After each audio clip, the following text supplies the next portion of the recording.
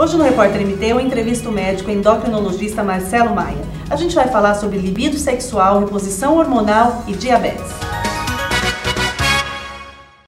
Doutor Marcelo, a obesidade entre 2006 e 2016, o índice de brasileiros com a doença passou de 11,8% para 18,9%, sendo que 1 em cada 5 pessoas no Brasil está acima do peso. Afinal, a obesidade é preocupante. No dia a dia também, Mato Grosso e Cuiabá percebe essa tendência?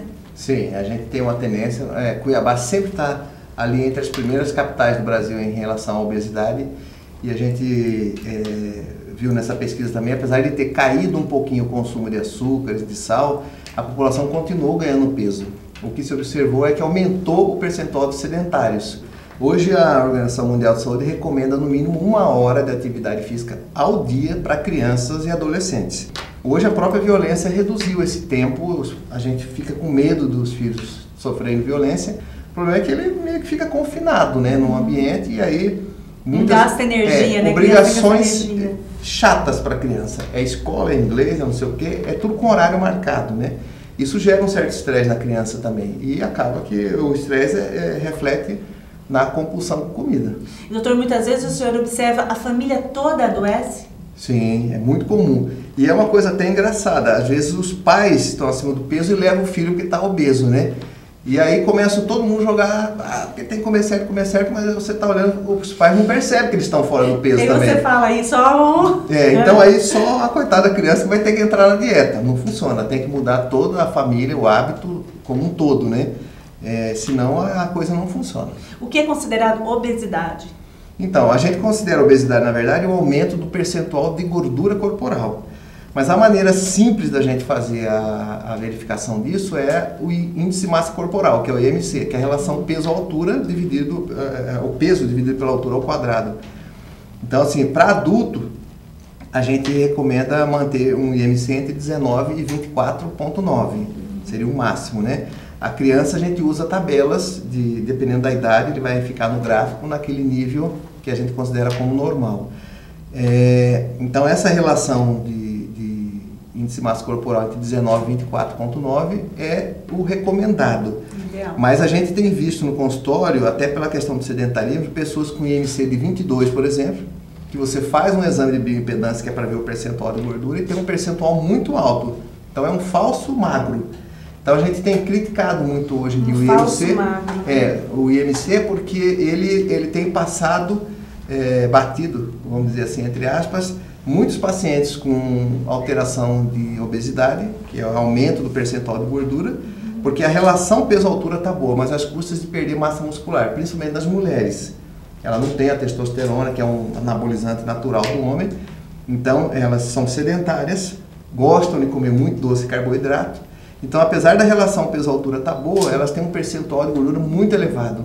E às vezes você vê triglicéridos elevado, alteração de... Desequilibra tudo. Tudo. E o peso pelo IMC não está tão elevado. Doutor, quais os principais riscos da obesidade? Quais doenças a obesidade impacta diretamente? Então, hoje a gente sabe que as doenças crônicas estão praticamente todas envolvidas com a obesidade, né? Tanto é que o próprio envelhecimento, ele parece ser muito relacionado com um envelhecimento patológico, com o que a gente chama de sarcopenia, perda da massa muscular e aumento do percentual de gordura. É aquele senhor, 65, 68 anos, que você olha assim, ele não está tão obeso, mas ele já está hipertenso, diabetes, lipidêmico, infartou aos 50. Então, são essas doenças, né? Diabetes, hipertensão, aumento do colesterol, gordura no fígado, que a gente chama de esteatose hepática ou esteatohepatite, é uma hepatite por gordura. E que a gente descobre com exame de sangue. Exame de sangue e ultrassom do abdômen também. É um problema extremamente grave, ela já está sendo a 3ª causa de transplante de fígado nos Estados Unidos, porque lá a obesidade é muito importante. Então, é uma outra doença relacionada à obesidade que está explodindo no mundo atualmente. E uma outra relação que a gente tem hoje, já bem documentada, com alguns tipos de câncer. O câncer de mama, o câncer de cólon, que é de intestino, próstata, esôfago e o câncer de fígado tem relação direta com obesidade, por causa desse excesso de insulina. A insulina é um hormônio que induz divisão de células. Então, isso está mostrado que é um fator de risco a longo prazo para desenvolver câncer, Até porque esse paciente, a gente fala que ele é um paciente cronicamente inflamado. O tecido gorduroso libera algumas substâncias no sangue que causam aquela inflamação leve constante, e é aquele paciente que está sempre queixando uma dor na junta, uma dor no músculo, parece que eu estou sempre doente. Essa inflamação crônica é uma das causas do câncer hoje também. E por isso que está essa coisa na mídia falando assim, que o açúcar causa câncer. Na verdade não é o vilão, né, não é bem o açúcar, é que ele vai causar alterações metabólicas através da insulina que vão levar realmente ao câncer, né? Então, lógico que o tratamento seria reduzir o consumo de açúcar realmente, mas tudo com moderação. A gente sabe que você comer um docinho de vez em quando, etc., não vai matar ninguém de câncer. Agora, como a gente vê com algumas pessoas que todo dia comem doce, todo dia tem que tomar aquele suco, leite, com um monte de açúcar. Então, o açúcar diariamente não é legal, não é o ideal. A gente tem recomendado realmente reduzir a quantidade de consumo, bem como dos carboidratos refinados, que é o arroz branco, a farinha de trigo, os pães brancos. E aí tem os cereais e as leguminosas, que também tem cereais. Então, se você ingerir mais feijão, lentilha, grão de bico, agora também quinoa, esses outros, todos eles têm carboidrato, mas são carboidratos de absorção mais lenta. Tem mais fibra, o intestino funciona melhor, o pico de açúcar no sangue é bem mais baixo e a liberação de insulina é menor. Então eu estou repondo o que eu preciso, mas de uma maneira mais saudável. Mais saudável. Quanto menos refinado o alimento, melhor. Ou seja, quanto mais o carboidrato é branco, mais ele é refinado, mais ele libera insulina quando você come. Doutor, falando, né, de insulina, açúcar, diabetes. Sim. Tipo 1, tipo 2, qual a diferença? E vem crescendo também diabetes? Também. Tanto o diabetes tipo 1, que é o diabetes que a gente chama de insulino dependente, que acontece mais em crianças e adolescentes, mas ela pode aparecer em qualquer idade. É um diabetes bem diferente do tipo 2. Geralmente o paciente é magro, mais jovem, e existe uma destruição autoimune das células do pâncreas que produzem insulina. Então é uma doença autoimune, ele faz um anticorpo contra ele mesmo. Tem uma predisposição genética, mas já está bem documentado que alguns vírus estão envolvidos nesse gatilho para começar a doença. Enterovírus, que são um desses que dão essas vômitos de diarreia em criança, que a gente vê que a criança tem que internar às vezes. Vírus da rubéola, cachumba, coxsackie vírus, que dão essas gripes aí. Sim. Então, assim, parece o vírus vem, pode até não dar rubéola, mas pode desencadear? Pode desencadear. Na verdade, a gente fala que algumas pessoas têm sequência de proteínas na molécula da célula dela parecida com a do vírus. Então, acontece o que a gente chama de mimetismo molecular, ou seja, o anticorpo que é contra o vírus, ele reconhece parte das suas células como o vírus. E aí ele começa a atacar seu próprio organismo. Então, o vírus seria o gatilho. E aí o que acontece nesses pacientes é que o sistema imunológico não consegue desligar o ataque. Ele vai matando a célula produtora de insulina até que acaba.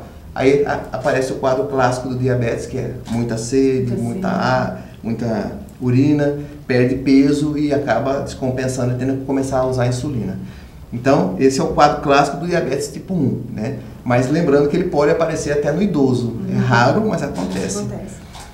O tipo 2 é o mais comum de todos, 90% são diabéticos tipo 2, é aquele com forte histórico familiar, então o pai, o irmão, o avô tinham diabetes, muito relacionado à obesidade, principalmente abdominal, sedentarismo e esse consumo exagerado de carboidrato. Então o diabetes tipo 2 é uma doença de hábito de vida. E aí, no caso do diabetes 2, uma vez aparecendo, mudando de hábito, é possível não deixar de ser? Sim, a gente fala que hoje a gente sabe que é possível que o diabetes tipo 2 entre em remissão. A gente não fala em cura, porque se você engordar ele volta. Então se a pessoa, vamos supor que está 10, 15 quilos acima do peso, apareceu um diabetes tipo 2, ele perde aquele peso, atividade física, dieta balanceada, o diabetes desaparece. Mas a genética dele está lá, porque a gente não consegue mudar a genética. Se ele voltar a engordar, a doença volta. A gente descobriu muito isso pela cirurgia bariátrica. O paciente tem diabetes, está acima do peso. Ele opera, emagrece muito, o diabetes desaparece. Se ele ganha 10, 15 quilos, volta o diabetes. Volta novamente. Então não existe cura de diabetes. Isso eu posso garantir e eu rasgo o diploma quem falar que tem. Eu falo que Deus colocou essa doença na vida da gente para nos ensinar a combater os pecados capitais. Essa temperança. Eu já te falei, né? A gula, a preguiça e a ira. A gente tem que ter mente tranquila, exercitar e comer controlado, né? Então, se a gente tem tempo, uma coisa muito interessante, tem um estudo feito em Bauru com japoneses. para provar que a genética está lá, mas que o ambiente é que faz o diabetes tipo 2 aparecer. Eles pegaram aqueles japoneses que chegaram na primeira leva em 1910, que esses japoneses mais velhos mantiveram os hábitos do Japão, né, de meditar, atividade física e aquela alimentação japonesa que é bastante saudável. E lá eu acho que não tem rodízio de sashimi, isso é coisa do brasileiro, né? Acho que eles comem muito controlado. Esses pacientes têm um percentual de diabetes tipo 2 muito baixo. Os filhos deles, que já, né, os Niseis, já tem um índice quase que o dobro dos pais, porque já começaram a pegar hábitos brasileiros. Os netos têm uma incidência altíssima, estão muito acima do peso, porque abandonou o hábito japonês, né? Então, mostrando que a genética estava ali, só que ela não manifestava pelo hábito. E aí, quando eles vão pegando o hábito, que o brasileiro adotou o hábito muito do americano, né? Sim. De fast foods e comida. A gente vai trazendo tudo de lá e a gente tem esse hábito de fartura, comer muito. O diabetes aparece. Em relação ao tratamento, doutor, avançou? Eu tive contato recentemente com uma menininha que ela estava com esse monitoramento contínuo de glicemia, com a bomba de insulina já no corpo. Eu não conhecia. Isso é um avanço, já tem há muito tempo muito. E vai continuar nesse caminho. Esses praticamente 100 anos que a insulina foi descoberta em 1921. Houve uma explosão de conhecimento em relação ao diabetes. Hoje a gente tem insulinas modernas que duram mais do que 24 horas, aplica uma vez por dia só, e as bombas de insulina e os sensores, que você nem precisa mais furar o dedo, você coloca, troca a cada 14 dias e simplesmente como se fosse um celular, você passa em cima do sensor e escaneia quanto está a glicemia, sem precisar furar o dedo. Então, essa tecnologia para tratamento, tanto diabetes tipo 1 principalmente, mas também para o tipo 2, facilitou muito a vida do paciente. As bombas de insulina hoje, elas são até inteligentes, então elas desligam e ligam de acordo com o valor da glicemia, para evitar que o paciente tenha uma hipoglicemia grave. Isso protege muito, principalmente as crianças, contra a hipoglicemia, que pode levar inclusive a convulsão e morte, que é o grande medo dos pais, né? Então isso veio como uma ajuda muito importante para a população. A gente sabe que isso não está disseminado para todo mundo ainda, mas quando a gente precisa, indica, acaba por ordem judicial, o Estado fornece, né? O número de diabetes tipo 1 não é tão grande assim na população. Para diabetes tipo 2, como é uma doença de hábito, sempre a gente fala, alimentação e atividade física sempre. Mas o número de medicamentos para tipo 2 hoje é muito grande. A gente tem diversas opções, tanto comprimido quanto injetável, que não é insulina. São medicamentos que abaixam o diabetes e até ajudam a emagrecer. Então, para tipo 2 nós temos um arsenal muito bom, mas sempre reforçando que não é só o remédio que vai trazer essa melhora. Alimentação e exercício sempre, né? Então, hoje mesmo eu estava conversando com uma paciente, um dia eu estava dando uma palestra, eu fiz uma pergunta: o que você acha desse pessoal da Cracolândia, né? Aí muita gente falou: mas idiota, né, doutor? Tá vendo que a droga faz mal, o cara tá morrendo e não para de usar.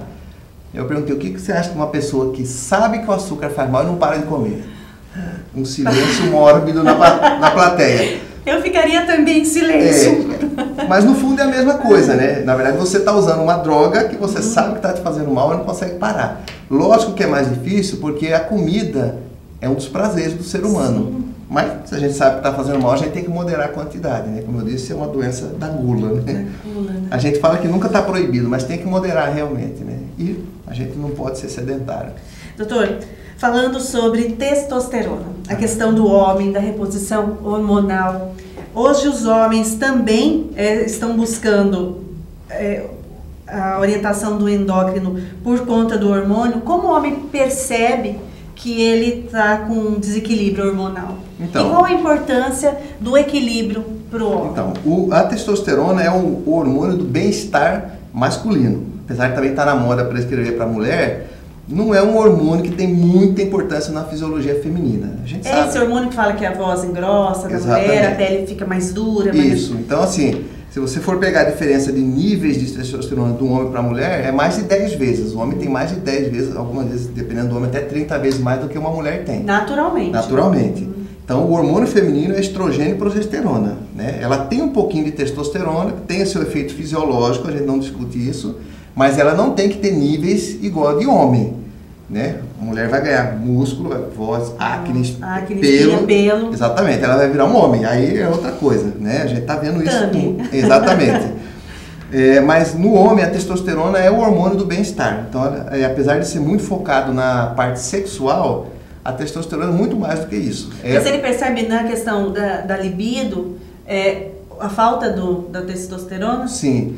Uma das principais manifestações é a diminuição da libido. Então, começa a perder o interesse, a questão da ereção matutina, né? Então, aquela ereção que é comum no jovem, que você acorda com pênis rígido, começa a desaparecer também, e às vezes o paciente não tem mais. Isso é um marcador biológico importante, que a testo não está boa realmente. E isso o homem tem que ter ao longo de toda a vida, independente da idade, Sim. doutor? Ou não, até tal idade, todo dia ele tem que... Se ele tem um nível de testosterona bom, independente da idade, ele vai ter. Ele pode ter um dia ou outro com envelhecimento menos, mas se começa a perceber que todo dia não tem... Mesmo na terceira idade, um dia ou outro ele tem que ter. Exatamente. Ele tem que ter ali... Exatamente. Então isso começa a mostrar que a testosterona está caindo, né? Então assim, porque diferente do ovário que entra em falência entre 40 e 50 anos, o testículo é para funcionar a vida toda. Ele vai caindo um pouco a produção, mas ele continua, tanto é que tem história de homem de 85 anos fazendo filho, e é realmente verdade. Sim.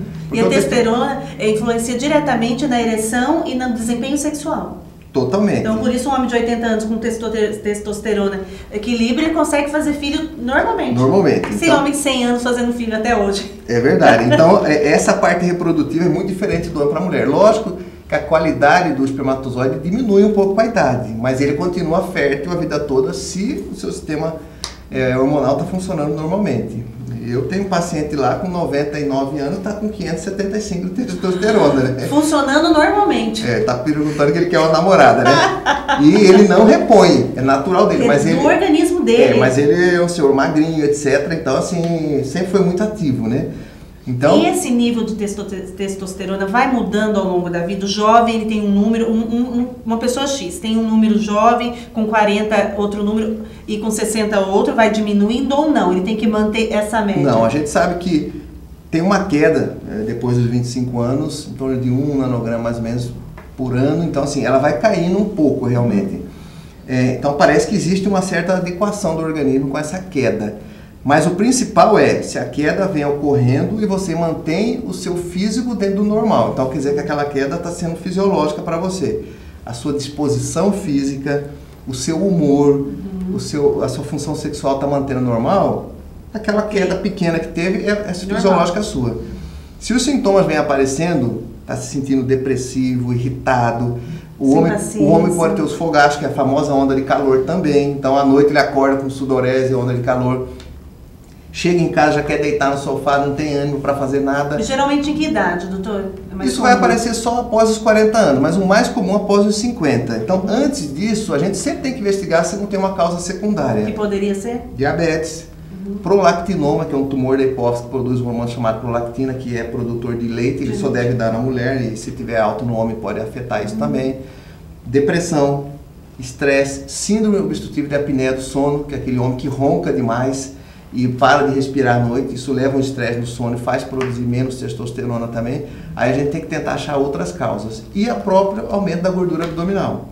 A gente sabe que a gordura abdominal em excesso pode fazer com que a testosterona vire um pouco mais em estradiol, que é o hormônio feminino, e esse hormônio feminino iniba a produção da testosterona. Aí perder peso melhora isso também. Sim. E que pode provocar com falta de ereção? Com testosterona baixa?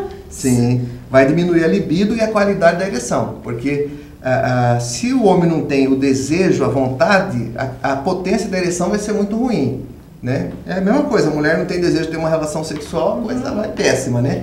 Para o homem é a mesma coisa também. Então, assim, o desejo é muito importante para ativar todas as vias para que a ereção funcione bem, né? E doutor, e aí para descobrir qual é a reposição hormonal ideal, é individual de cada paciente, a partir do histórico dele, e existem outras maneiras que não seja a reposição hormonal de equilibrar esse hormônio ou não, ele tem que recorrer a uma reposição? Vai depender da causa. Se for uma causa secundária, ou seja, é um tumor produtor prolactina, tá com excesso de peso, tem apneia do sono, a gente tem que tratar a base.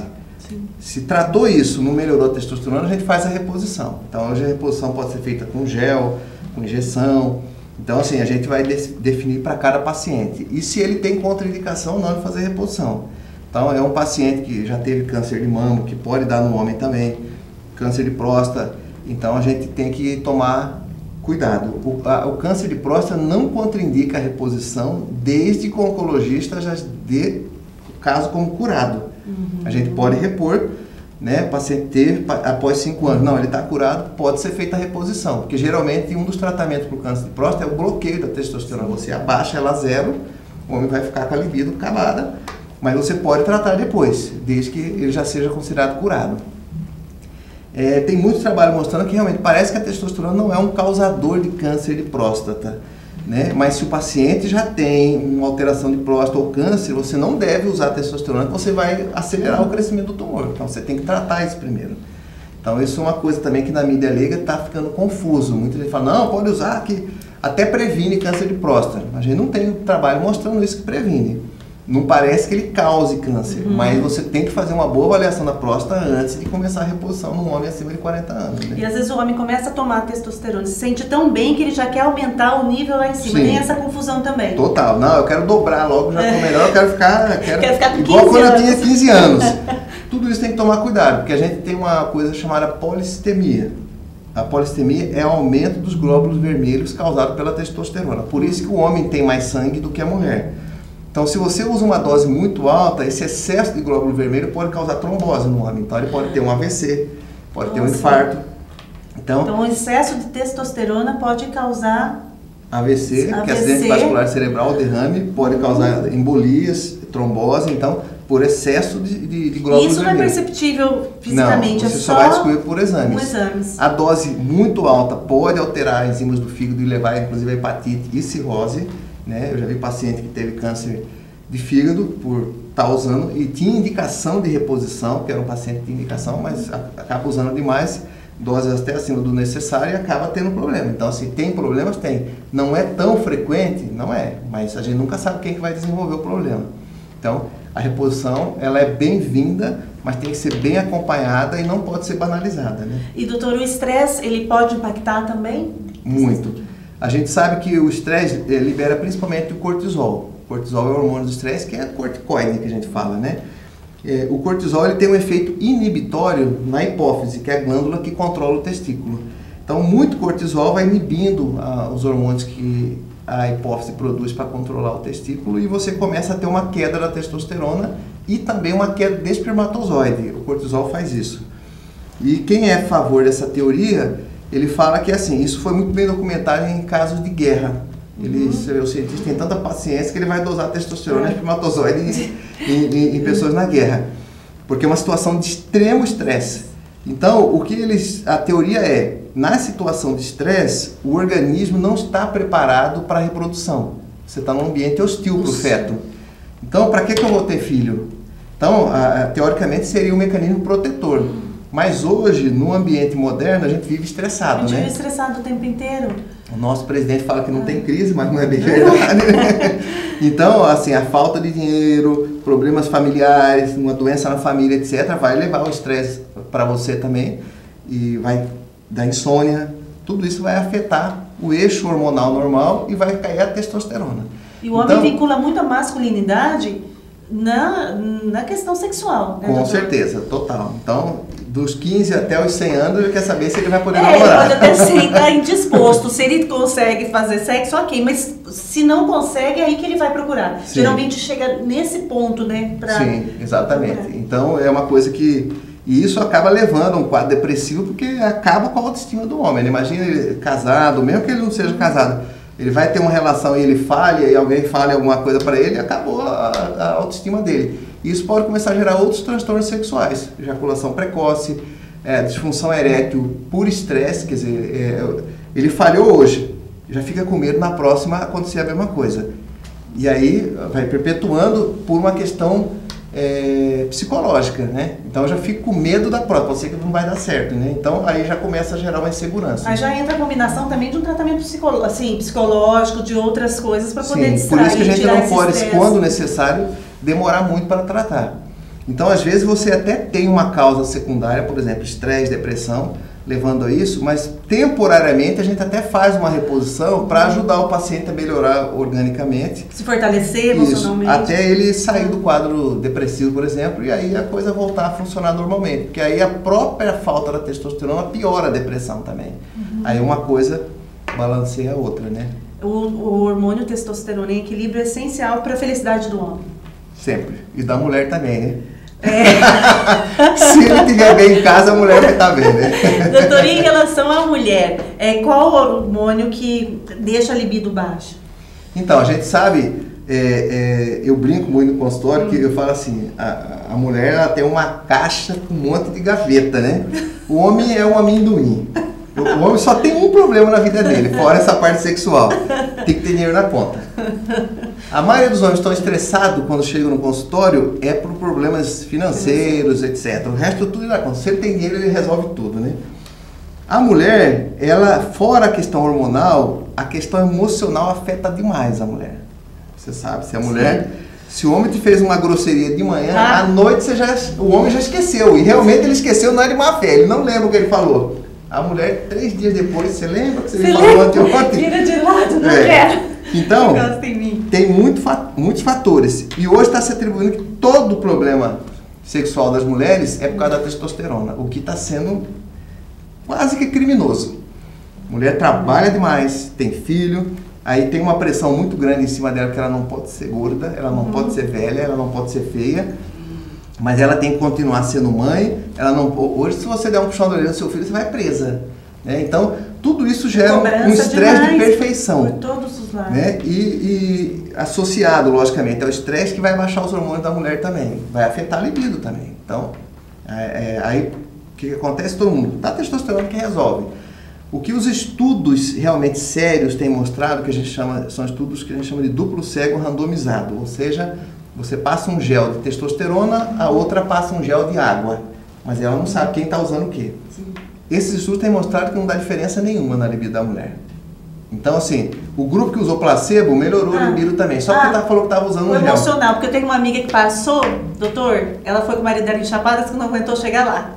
Pois é, não. Só de passar. Eu não estou dizendo que a testosterona, níveis mais altos, não vai melhorar a libido da mulher. Mas esse nível tem que ser um nível até acima do que é de mulher. Né? Então a gente está vendo mulher chegando no consultório com níveis de 90, 120, 150 de testosterona, que é nível já de um adolescente. Masculino.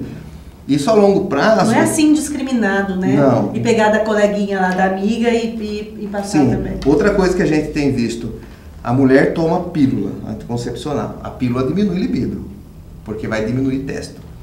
Aí, tá com a testo baixa. Realmente, um dos objetivos da pílula é realmente diminuir testosterona, que vai melhorar a acne, oleosidade de cabelo, etc. Se você está usando com essa finalidade e depois vai passar testosterona, não tem lógica, porque a testosterona que você vai passar vai dar o mesmo efeito colateral se você tiver sem pílula, né? Sim. Então, isso tem que ser muito bem pensado. Eu quero evitar a gravidez, mas eu não quero o efeito indesejável da pílula. Talvez o DIU seja uma boa opção, né? Porque ele tem muito menos hormônio e vai afetar menos isso, a parte sexual da mulher, e vai prevenir a gravidez também, porque a gente sabe que uma gravidez indesejável também acaba com qualquer libido, né? Então, assim, tem que ser muito bem avaliado. Tem mulheres que têm indicação de repor fora o estrogênio e a progesterona na menopausa, a testosterona? Tem, com certeza. Se você dosa, repõe estrogênio e progesterona e não melhora a libido e a testosterona é baixa, tem indicação de usar. Mulheres que tiraram os ovários tem indicação de uso, porque ela realmente não produz mais nada de testosterona. Então, assim, a indicação existe, mas ela tem que ser precisa. Não é banalizando que todos os problemas da libido da mulher resolva com testosterona. Tem que ser analisado e muito comum eu fazer a história... Essa caixinha de surpresa. Você vê que a vida da mulher está uma pilha de problemas. Não tem libido que vai ficar boa só com testosterona. Porque eu tenho vários que falaram, eu já usei, inclusive, aquele sachê de homem e não adiantou nada. Porque realmente não era só hormonal, né? É um monte de coisa, né? E o casal tem que estar bem, então... E assim, a mulher, se ela não está legal com o corpo dela, está acima do peso, apareceu uma estria, não sei o que, não adianta. Não adianta você falar que é a mulher mais linda do mundo, que mulher... Pra ela não adianta. É ela que tem que achar que tá bom, né? Então, é bem mais complicado, né? E doutor, qual é a dica que você dá para quem está nos assistindo para que tenha essa vida saudável em relação à obesidade, em relação à questão hormonal, porque o hormônio está diretamente ligado ao nosso bem-estar, à nossa felicidade, seja homem ou mulher, e a obesidade não impacta de uma maneira muito agressiva na vida da gente. O que é para criança e para o adulto? Então, hoje eu falo assim, virou um modismo de tomar um monte de coisa, de vitamina, de hormônio, e tudo a preços exorbitantes. Sim, suplementos, por exemplo. Exatamente. Então, assim, para quem precisa, ótimo. Mas a gente tem visto pessoas de 32, 33, 34 anos, com todos os exames normais, repondo um monte de hormônio sem indicação nenhuma. Isso não vai garantir juventude de ninguém. Qual é a população que tem vivido mais hoje? Japonês. Já temos aí mais de 5 mil pessoas com 110 anos no Japão. Muita gente, já quase 1 milhão, chegando a 100 anos. O que eles fazem? O japonês tem uma dieta saudável dele, mas o principal, eles comem controlada a quantidade, eles são muito ativos fisicamente e principalmente eles têm a cultura de tratar a mente, de meditar, tirar tempo para isso. Então, esse conjunto de medidas é que leva uma vida longa, né? Então, e lá não tem essa cultura de ficar repondo esse monte de hormônio, nada. Eles estão vivendo 100, 110 anos. Então, assim, e é de graça, né? Você fazer exercício, comer saudável e meditar não paga nada. Então... Essas dietas loucas, muitas vezes exatamente. As pessoas, né, e começam a gente vê o oposto. Ano passado foi o primeiro ano que a expectativa de vida americana não aumentou. Ela reduziu em torno de 68 dias. Ou seja, ela caiu. Porque o americano está mais sedentário, está mais obeso e é a população mais estressada que tem hoje, porque assim, eles trabalham muito por causa do dinheiro. Então, assim, aquela expectativa de vida que vinha melhorando nos Estados Unidos parou de subir, porque os hábitos estão ruins. Então, o que a medicina faz de remédio, etc., já chegou no limite. Agora, a população tem que mudar. Então, é isso que a gente quer deixar bem claro, porque as pessoas querem viver muito e bem. E aí... E ter a juventude eterna. Você encontra uma promessa que vamos tomar tudo, que é tudo bom, né? Então, assim, eu sou favorável, precisa repor testosterona, eu sou favorável. Na mulher, na menopausa, não tem contraindicação, é bom repor? É bom repor. Melhora a massa óssea, melhora a pele, cabelo, a parte sexual.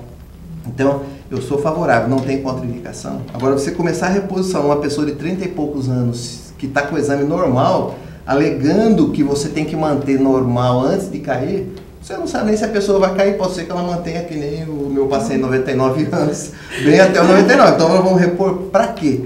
Mas se você tem deficiência com sintomas, não é só o laboratório.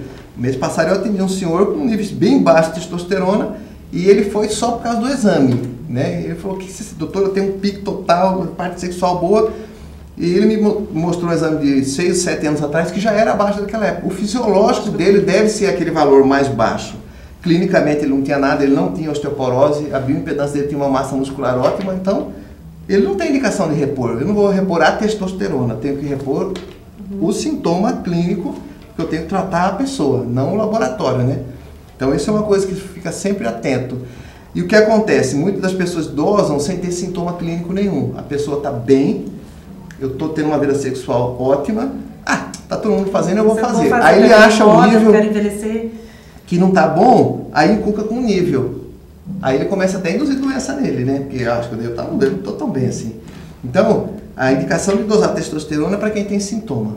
Mas se não tem queixa... A reposição bem indicada faz bem. Sim. Quando não, antecipa vai atrapalhar, porque toda vez... o organismo. Porque quando começa a repor, o organismo para de produzir naturalmente. Ele substitui. Todas as glândulas funcionam... preguiça. Isso. Todos os hormônios têm um mecanismo que a gente chama de feedback negativo. Se você dá o hormônio que você produz exogenamente, em forma de comprimido ou gel ou injeção, a glândula entende que não precisa trabalhar. Você já tem hormônio, eu vou parar. E aí toda vez que você está repondo e para a reposição, a glândula vai demorar um tempo para voltar. Você vai ficar alguns meses assim. E acontece com a pílula. Você toma 5 anos seguidos, quando você para, demora 6 meses, 1 ano às vezes para voltar a menstruar. E aí, às vezes, fazendo essa reposição, para de tomar, tem chance do organismo retomar? A maioria das vezes sim. A não ser que, no caso da mulher, que o ovário entra em falência pela menopausa e não volta nunca mais, né? Mas o homem, ele pode ser um período da vida dele e depois ele retoma e para e continua a sua vida. Só que às vezes vai demorar um tempo, né? Dependendo da... Ele não tem paciência. Dependendo da dose que você usa e o tempo, o testículo pode ficar muito tempo sem trabalhar e vai demorar muito tempo para voltar a funcionar. E nesse período você vai ficar meio baqueado, né? Você tem que ter paciência. Então por isso que assim, a gente tem indicação de repor, precisa ver se tem, e se for, vai ter que repor para sempre, né? É isso que é importante. A gente não pode ser recreacional. Senão funciona que nem os anabolizantes, que são testosteronas, que os meninos fazem. Eles fazem ciclos, né? Mas a gente sabe, toda vez que você para um ciclo desse, a testosterona vai lá embaixo. E pode ser perigoso também, né? Pode, com certeza. Essa questão do anabolizante, o jovem que não tem essa orientação e vai entrando na moda. Com certeza, tem problemas e aquilo que eu falei. O percentual de complicação não é tão elevado, mas a gente nunca sabe quem vai ter o problema. Então, a gente precisa saber se o paciente tem uma contraindicação, se tem um histórico familiar que é perigoso. Um infarto, por exemplo. Exatamente. E você está mexendo com um eixo totalmente normal, aos 18 anos, né? Teoricamente, 18 anos, o cara para estar querendo pegar todo mundo de graça, né? E eu vejo gente com 25 chega lá, infelizmente, já tomando o sildenafila, que é o princípio ativo do Viagra, que a gente pode falar hoje que já perdeu a patente, né?